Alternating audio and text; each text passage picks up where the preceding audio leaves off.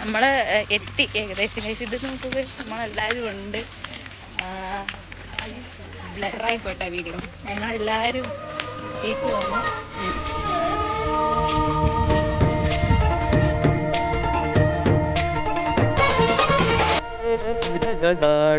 ഒരു ഹരിതചാരുതീരം പുഴയോരം കളമേളം കവിത പാടും തീരം. അപ്പം ഇത്രയാണ് നമ്മുടെ വീഡിയോ. അപ്പം എല്ലാവരും ലൈക്ക് ചെയ്യുക, സബ്സ്ക്രൈബ് ചെയ്യുക, ഷെയർ ചെയ്യുക, കമൻറ്റ് ചെയ്യുക. ബൈ.